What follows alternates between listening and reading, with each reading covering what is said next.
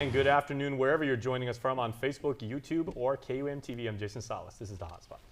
Here's what's in our news server. The menu, brought to you by King's Restaurant, always open, always local, and Ruby Tuesday Guam, home of the Fresh Garden Bar. And here's a look at your data drop for today, day 2 of the trial of Rudy Kanata. Hannah Devanzo joins us downtown from court with the latest. In the CNMI, the impeachment process under scrutiny as explosive allegations surface. Guam's Attorney General joins us live in studio, and he will talk about recent ICAT training. And we've got KUAM's newest segment, the Face-Off Challenge. You don't want to miss that. Well, today is, of course, right off the top, day 2 for the trial of Rudy Kanata, who is accused of murder. We head over to the Superior Court now, where Hannah Devanzo joins us live. Hannah. Bree, Jason, I'm here at the Superior Court here in Hagåtña, where day 2 of Rudy Kanata's trial continues. He's one of the accused in the murder of the former Umatic Mayor Daniel Sanchez. The other accused is his girlfriend, Joyner Sked, who was found guilty by the jury last month in connection to the murder. And during trial today, several government witnesses took the stand who were all Rudy Kanata's neighbor. One of them was Josiah Uggan, who claimed to have seen 3 people standing outside of Kanata's home that night prior to the murder. He immediately recognized Sked and Kanata, but was unsure at the time who the third person was. Also taking the stand today was a government witness who was a minor, and she claims that she heard yelling and cursing that night. We'll bring you the full details tonight on Primetime. Reporting live for KUAM News, I'm Hannah Devanzo. And Hannah will continue her ongoing coverage of the trial. Make sure to tune in to Primetime tonight at 6 for the very latest. Kevin and Pomereen Robert are scheduled to appear in court today in Hawaii. The couple were officially indicted for labor trafficking on Thursday, and today will make a preliminary hearing appearance. The two are accused of paying for plane tickets for a mother and daughter from Guam. When they arrived to Hawaii last August, they took away their passports. The mother was forced to turn over her paychecks, while the daughter was forced to clean. She could only leave to go to school. The couple are accused of beating them if they did not comply. There was an incident where Pomereen tried to force the 15-year-old victim to smoke meth. When she said no, Kevin held her down while Pomereen beat her. Well, the latest court ruling was issued yesterday in the long-running clergy sex abuse case, stating that contrary to the opinion or the argument of the Archdiocese, local Catholic parishes and schools are part of its corporation's soul, thus not being immune from bankruptcy proceedings. KUAM's Nestor Lecanto brings you the very latest in this report. In her decision and order, the key finding by District Court Chief Judge Francis Tadinko Gatewood was that Guam Catholic parishes and schools are all part of the Archbishop's corporation, and it even says so in the Articles of Incorporation that the Archbishop is, quote, entitled to and has control over any and all property, real, personal, or mixed. The court goes on to write that, quote, the defendant's own conduct supports this. Although the parishes and schools administer and manage their day-to-day affairs, the Archbishop remains responsible for overseeing them.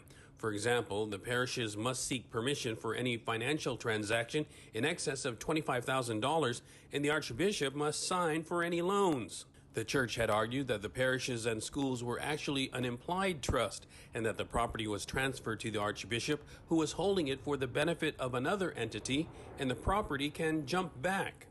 But Judge Gatewood rejected the argument, stating that the testimony was consistent throughout the 7-day trial, that the parishes and schools are in fact one body with the Archdiocese. It's not clear which parishes and schools may be impacted, although the court decision does mention that prior to the bankruptcy filing, the Archdiocese formed a committee tasked with designating non-essential assets for possible payments to sex abuse claimants, and that this included the parishes and schools. Finally, the court pointed out the testimony of abuse victim Mr. Leo Tudela that she said was of particular importance that created a profound moment. Judge Gatewood said it was 2 simple words that needed to be said to acknowledge the decades of pain and to start the healing process. The 2 words were, I'm sorry. For KUAM News, I'm Nestor Lecanto. And the fireworks out of the CNMI evidently continuing this afternoon as the impeachment process for Governor Ralph Torres is taking an incendiary turn. Joining us live in studio with more on this developing story is our Tomas Manglotña. Tomas. Bree and Jason, the Senate impeachment trial is struggling to get off the ground. While the trial is yet to begin, there are already looming legal battles. A major revelation late last night, one NMI senator found he believes is evidence uncovering 2 allegations. The first, that his personal attorney, Governor Torres' personal attorney, Viola Alapuzo, in impeachment documents has ex parte communication with the Senate Special Legal Counsel regarding the impeachment rules. And secondly, there are screenshots of the impeachment rule documents showing edits tracking changes allegedly made by Viola Alapuzo, showing edits to the Senate rules. We asked the governor this morning, what does he know and when did he know about it? I just got that information yesterday. So there might have been this ex parte communication, or are you denying that there was any ex parte communications? Like I said, Thomas, I have not communicated with any of the Senate. If you have any other question, go ahead and ask them, my lawyers, for that question. The governor stood his ground, declining to comment, continuing to say to talk to his lawyer. We asked again if he had any knowledge of a potential conflict in the process. Aware of this ex parte communication if it did in fact occur? Again, Thomas, you're asking me the same question. I'm going to tell you the same thing. I have not communicated with any of the senators, and if you have any other question, you can go ahead and ask that to my lawyer. And finally, Governor, did you or did you not authorize this ex parte communication? Thomas, again, if you have any question regarding any of the impeachment, you can go ahead and ask that to my lawyer. Governor Torres was impeached in January 6, facing 6 articles of impeachment. He has denied all the charges. When the Senate trial begins, the final vote would need to be 2/3 of the Senate to convict him and remove him from office. In the court of public opinion, though, there is chatter that the ultimate referendum may very well be in the November election. And Bree and Jace, we are reaching out to his 4 attorneys for the hearing. All right, thanks, Tomas. We look forward to your latest report tonight on Primetime. Indeed. Well, please stay tuned, everybody, because when the hotspot continues, I sit down with Guam's top lawyer, finding about training meant to make the process of dealing with potentially dangerous situations go a lot smoother. Keep it here.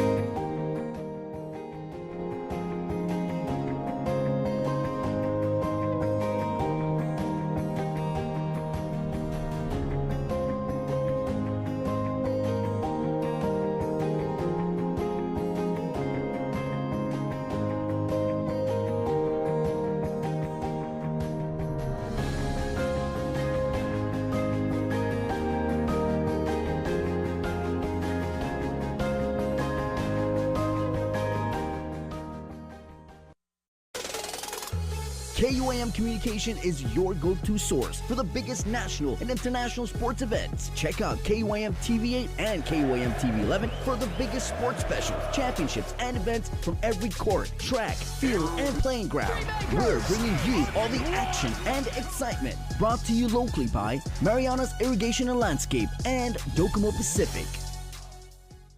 No waiting in line to see your doctor or to pick up your medication. From tips to living a healthier lifestyle, nutrition and fitness, to the latest wellness trends. Stay healthy by checking in for your weekly dose of health news on Health Check every Tuesday on KUAM News Extra. Health Check is presented by Island Cancer Center.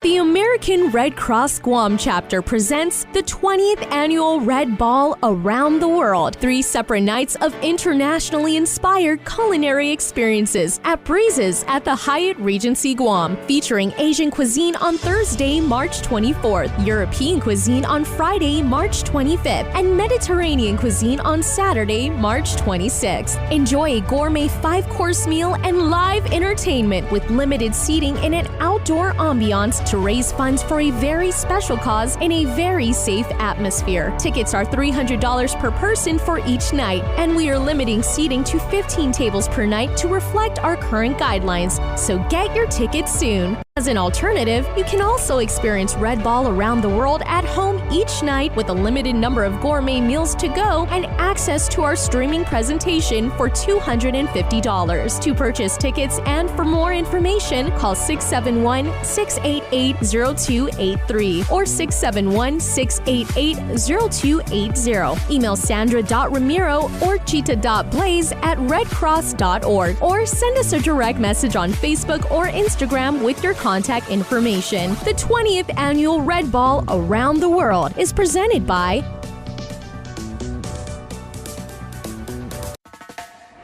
Pacific Matters is a half-hour news, culture, and lifestyle show focused on issues that impact Guam, the Northern Mariana Islands, and the larger Pacific region. Join Tomas Maglonia every Monday to discuss politics, trends, and take a deep dive into the issues changing our island home. Because what happens in the Pacific matters.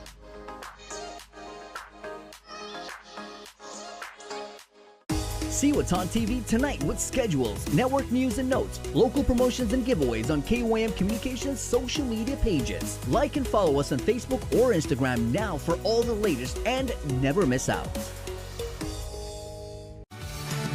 Get up-to-the-minute news, plus access to alerts, streaming radio, promotions, and more on your mobile device by downloading the KUAM News mobile app, available at the App Store now.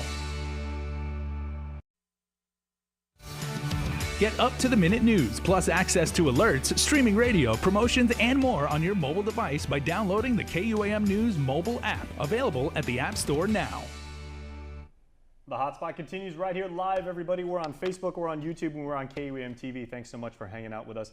I'm Jason Salas, along with the Attorney General of Guam, Levin Camacho. AG, very good to see you as always. Nice to see you too, Jason. All right, and the Acting Chief Investigator, AV Camacho. Yes. So my grandmother was a Camacho, so we've got Team Camacho right here. and I think, gentlemen, that's actually very fitting because it is with a team approach, Mr. Attorney General, that you're actually promoting this de-escalating training. So can you kind of contextualize it first and just say, like, why this type of training is important and exactly what types of situations this is geared towards? Sure, Jason. So, our island's changing, and, growing up here, you're seeing more people kind of out who are suffering from mental health issues. I'll just be very upfront about it. People who are more in crisis, people who have substance abuse issues. And last year, we learned about this training that was de-escalation training, and it's to give our officers more tools to get out there when they're responding to someone who's in crisis or who may not be acting rationally. And so we thought this would be great to bring out to Guam. We talked to Chief Ignacio, and he was on board with it. We sent out one of our acting chief investigator, AV, 3 GPD officers to North Dakota and to Tennessee to train the trainer programs in late last year. And we're very excited that they were able to do the first training here in Guam locally with 15 cadets this past week.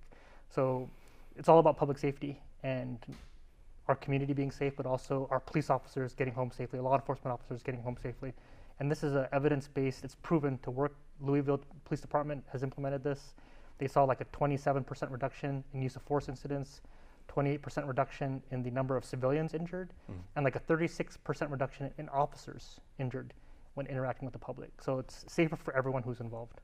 Now, AV, if you would please, sir, kind of like break down the specific types of cases, because I know, like, I've been at KUAM long enough. I know under very particular types of situations, you would say, like, we've got, there have been a couple hostage situations, and they'll say they'll bring out a police negotiator, like in those cases. Those are very few and far between. But what types of incidents are we looking for to use these kind of tactics? So ICAT was developed. It's a program that was developed to respond to incidents not involving firearms.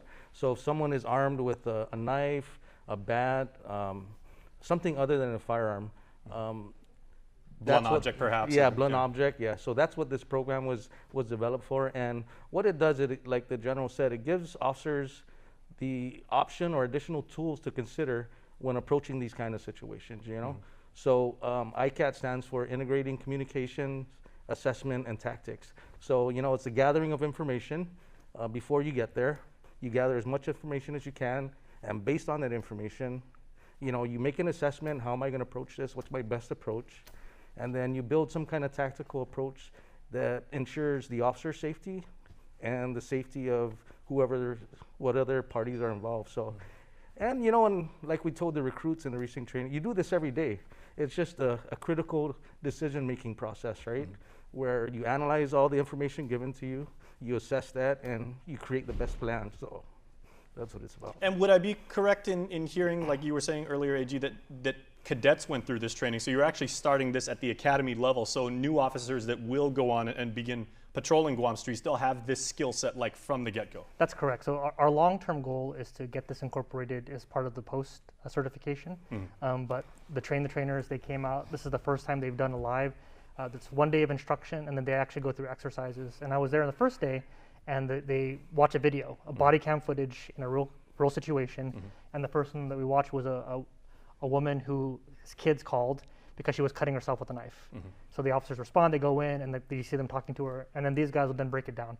What could they have done differently? What would you done? You know, as an example, the radio was going off. They had 2 officers, and they're saying, oh, maybe you would turn your radio off so the person you're responding to isn't hearing like all this chatter, and they're getting distracted. Who should I be talking to? It sounds almost like you're taking like what many people will be like the scientific method, right? Because you not only go through a series of steps as per GPD protocol or law enforcement, but you also evaluate and well, I mean literally in the phrase is assessment. Yes, and it's the second day I wasn't able to go there, but they actually did exercises were live. We had some investigators from our office who role played, like be loud, be crazy, don't respond to them, and see how the cadets, what tools they used to respond to the situation. But at the end of the day, it's you have options to escalate or de-escalate, right? So if someone's yelling, do you yell back louder, or do you take a deep breath, take a step back, and then evaluate whether or not you need to escalate the situation? Now I must ask, my mind has always been like pessimistic, but I'm totally on board with this. I think this is fantastic, both for the community, for people that would possibly be reporting dangerous situations, as well as the safety of the officers themselves. Like you said, everyone wants to get home safe, right? Have you talked to tenured, experienced members of the cadre and GPD, and in your office and everything, and like the old school cops, and like maybe solicited like some of their feedback and incorporated that?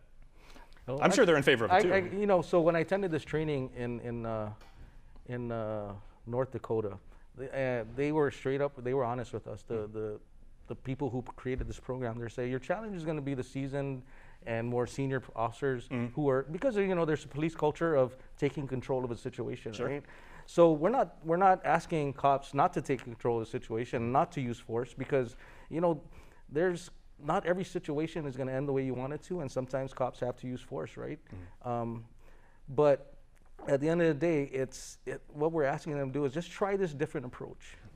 That's all we're asking you to do.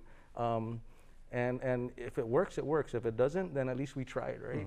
And if the officer leaves there without getting hurt, and the person you're dealing there leaves without getting hurt, then we've all done our jobs, right? Possibly, maybe contrary to public belief, you can teach an old dog new tricks. and I know from the police that the police officers I've been fortunate to speak with, like over the years, they always say, we're always on the lookout for new techniques, new gear, new methods and everything like that. If it can help us do our job to the very best of our ability and keep our community safe, we're 100% in. And this is really in line with, I know Chief and Guam Behavioral Director Areola, this critical response team that he put together, where you have mental health professionals who are going out and potentially assisting, because again, they may already have a caseworker. So having a familiar face that can talk you through a crisis instead of getting out of hand, right? And then having to escalate. So this is in line with a broader project that we have here in Guam, recognizing the mental health issues, unfortunately, are oftentimes the repeat calls that you're going to get. I shared with the cadets that I live in Jigo Island Pantry, and my kids were asking, there's always this one guy that we see who doesn't wear shoes and just very tense because he's erratic. Like, where is he at? But those are the types of calls where it's a public safety situation, but maybe it doesn't require him to be taken down, and you can kind of talk to him, get him to calm down. It's probably medication, find his family, right? So this is something we're seeing more and more of, and it's just giving our officers more tools to address it versus like, get on the ground, I'm going to take you down. This is a wonderful program, obviously within the scope of like your office and GPD right now, but do you possibly see this maybe branching out to other types of personal security, I mean, it's not a stretch, but like say security force, like private security, mall security? Because they have to deal with like potentially dangerous situations too. So having the ability to assess and knowing how to escalate that.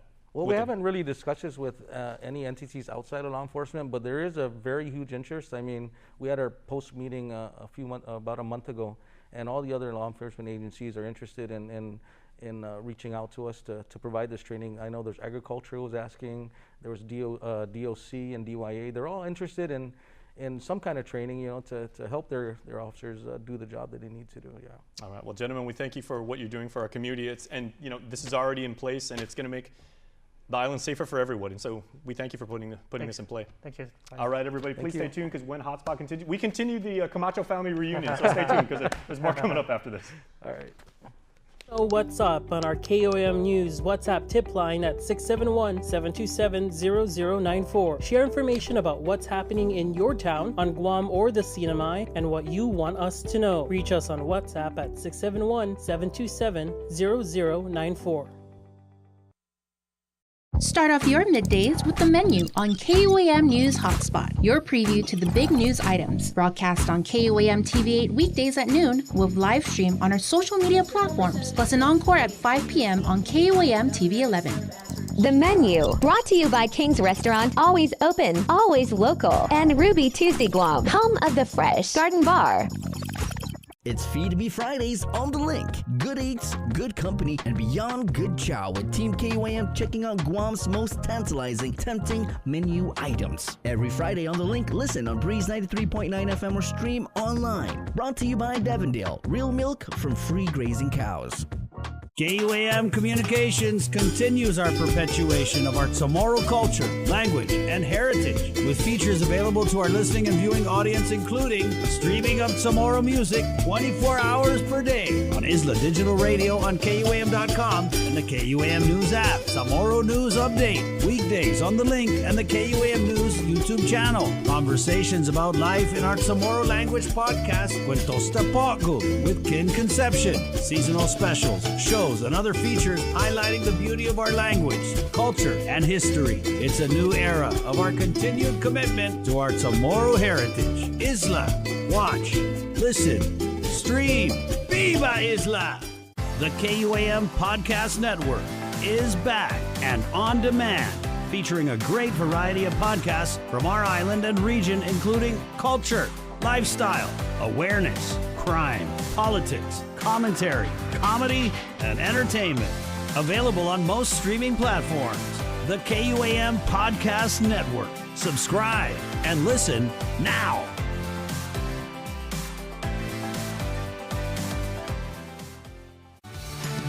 Get up-to-the-minute news, plus access to alerts, streaming radio, promotions, and more on your mobile device by downloading the KUAM News mobile app, available at the App Store now.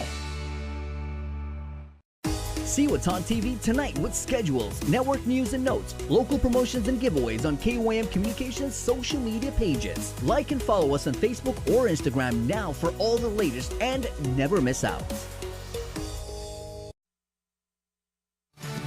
Get up-to-the-minute news, plus access to alerts, streaming radio, promotions, and more on your mobile device by downloading the KUAM News mobile app, available at the App Store now. Welcome back to the Hotspot. President Biden has more harsh words for Russian President Vladimir Putin today, calling him a murderous dictator and thug over his ongoing invasion of Ukraine. The Pentagon says Russia has fired around 1,000 missiles since its invasion began, and now the U.S. has confirmed that one American has died. Skylar Henry reports. Secretary of State Antony Blinken confirmed one American was among those killed in Ukraine, and he warned there will be consequences for Russia for any war crimes committed. Yesterday, President Biden said that, in his opinion, war crimes have been committed in Ukraine. Personally, I agree. Ukrainian officials say the American may have died in an airstrike on Chernihiv. Meanwhile, rescue workers in Mariupol continue to search for survivors after Wednesday's strike on this theater, where women and children had taken shelter. Putin's brutality and what he's doing and his troops are doing in Ukraine is just inhumane. The Biden administration is also raising warnings that Russia could use chemical weapons in Ukraine as part of a false flag operation. The United Nations Security Council called an emergency meeting to discuss the ongoing Ukraine crisis. President Putin, stop the killing. Withdraw your forces. The White House says President Biden will discuss Russia's war on Ukraine with the president of China Friday. Amid concerns the Russian ally could seek to provide military assistance or economic assistance to help sustain the war in Ukraine. China will bear responsibility for any actions it takes to support Russia's aggression, and we will not hesitate to impose costs. Defense Secretary Lloyd Austin is in Europe meeting with NATO allies one day after the Biden administration announced another $800 million in Ukraine security assistance. Our goal has been to continue to reinforce those things that have worked for the Ukrainian forces.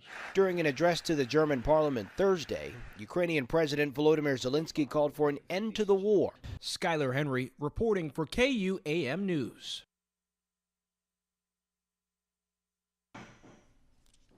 Back to news here on Guam. A public hearing has been scheduled for sundown on a legislative resolution asking the governor to expand the Programan Salapi initiative to allow more people to apply for the Direct Assistance Initiative.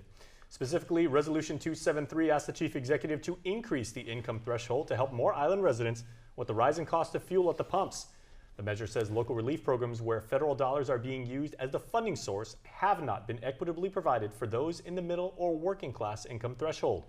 The authors of the resolution are requesting that the income qualifiers for the program be expanded because the issues with rising gas prices and inflation impacts everyone. The public hearing has been scheduled for 6 p.m. at the community center down in Huggett.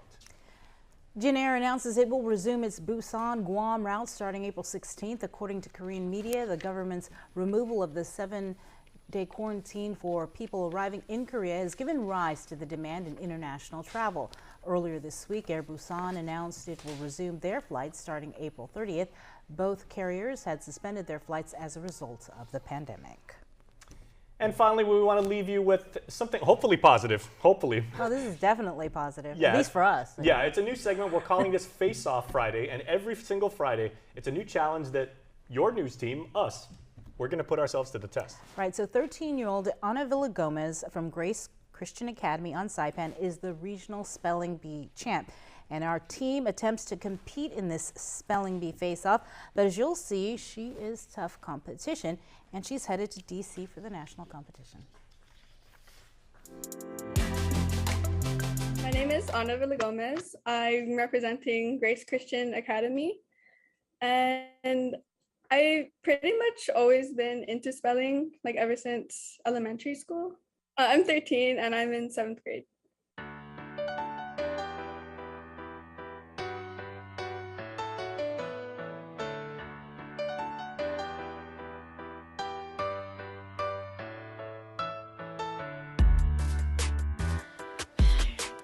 Just like autocorrect it. We have autocorrect these days. Really? Pugilist, yeah. Are these like This was the winning word in the spelling bee. pugilist? Yes. Okay. P-U-G-A-L-I-S-T.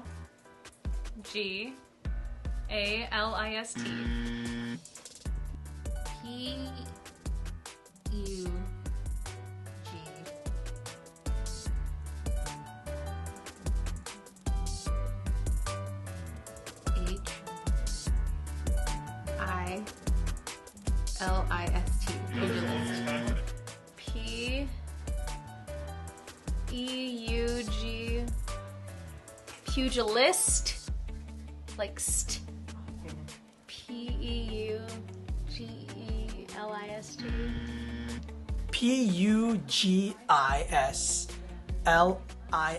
Pugilist. Was that correct? No, you add an extra S in there. Oh, I did? P-U-G-I-L-I-S-T, pugilist. You can use it in a sentence like, I will never be a heavyweight pugilist.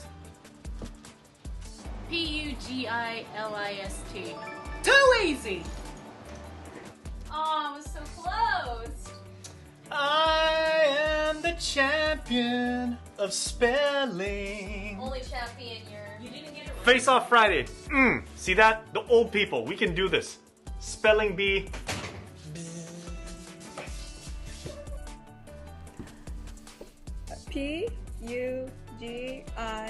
P-U-G-I-L-I-S-T.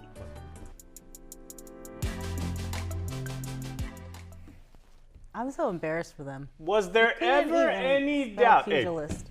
people in their 40s can spell. 30s. All right, well, we may be losing some hair and getting a lot more gut, but, you know, like, spelling is that, you know what's I was so in crazy? second place in the spelling bee in the 5th grade.